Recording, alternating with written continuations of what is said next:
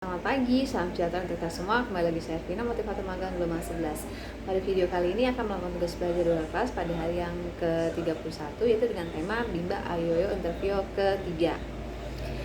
Pertanyaan pertama, apa prinsip utama dalam proses Bimba Interview yang harus dipahami dan diterapkan oleh motivator? Jelaskan dan berikan alasannya.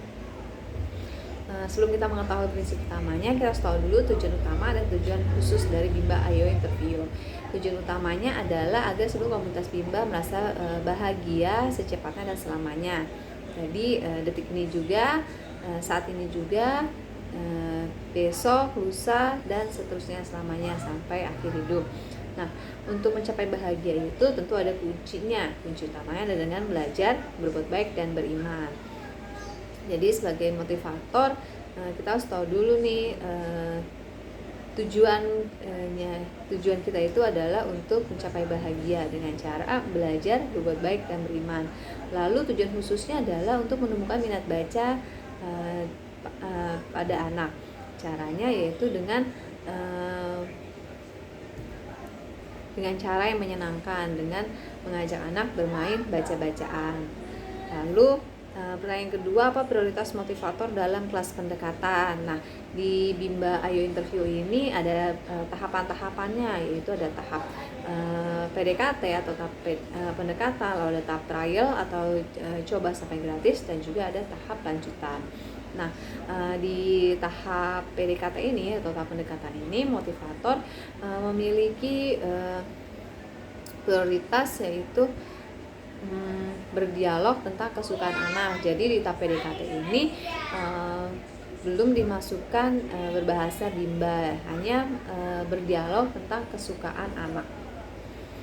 Pertanyaan ketiga, berapa lama durasi kelas pendekatan dilakukan? Di kelas pendekatan ini durasinya hanya 5 menit, namun dapat dilakukan berkali-kali dalam satu hari. Misalkan pagi hari 5 menit, siang hari 5 menit, sore hari 5 menit, sampai anak merasa nyaman dengan motivator. Lalu pertanyaan keempat, apa prioritas motivator dalam kelas trial?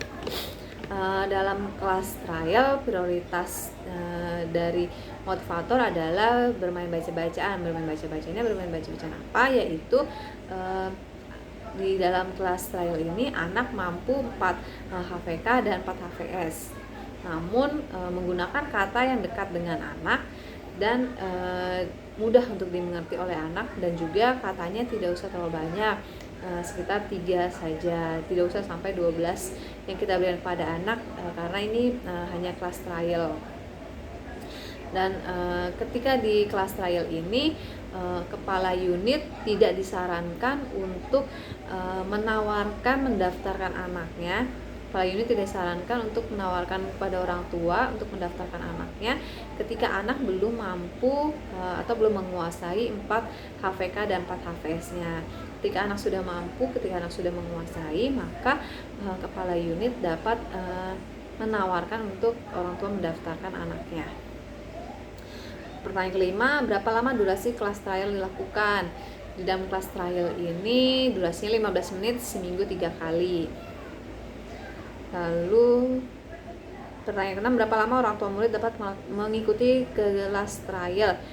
Kelas trial ini dapat diikuti tanpa batasan waktu. Jadi sampai anaknya mampu 4 HVK dan 4 HVS-nya, dan anaknya sudah senang, orang tuanya sudah yakin, maka orang tua dapat mendaftarkan di Bimba Ayo Interview.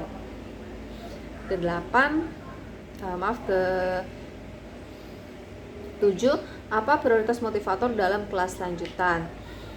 Dalam kelas lanjutan ini prioritas motivator adalah membimbing anak bermain baca-bacaan, mengarahkan anak bermain baca-bacaan agar anak tumbuh minat baca dan minat belajarnya.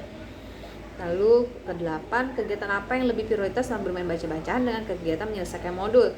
Tentu saja kegiatan bermain baca-bacaannya. Jadi yang prioritas di Bimba Ayo Interview ini adalah kegiatan bermain baca-bacaannya, sedangkan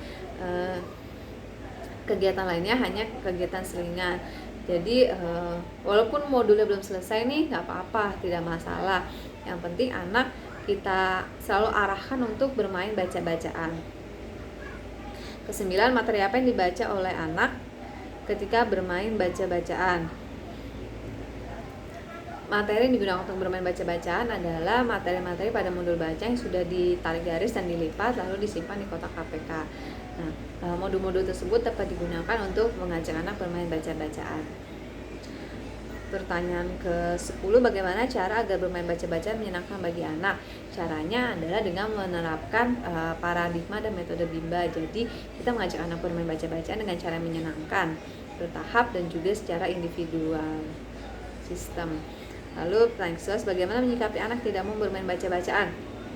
Misalkan ada anak yang ketika diajak bermain, kakak sekarang kita main baca-bacaan yuk, tapi kakak ini menolak, bu guru aku nggak mau main baca-bacaan dulu. Kita tidak boleh memaksa anak.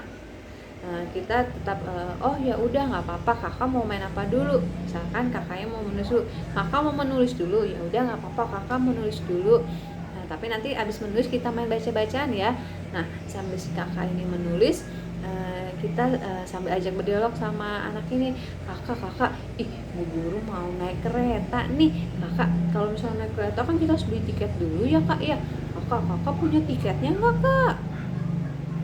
Nanti akhirnya anak akan mau untuk mengeluarkan tiket bacaan dari kotak KPK-nya dan akhirnya anak akan tertarik untuk bermain baca-bacaan. Jadi ketika anak tidak mau bermain baca-bacaan saat itu tidak apa-apa, tidak usah dipaksa, tapi motivator tetap mengarahkan anak dengan cara yang menarik agar anak mau untuk bermain baca-bacaan. Demikian jawaban yang saya berikan tentang tema interview ketiga. Mohon maaf jika ada kekurangan penyampaian atau kesalahan penyampaian. Saya akhiri dengan salam Bimba, tetap semangat dan terus belajar.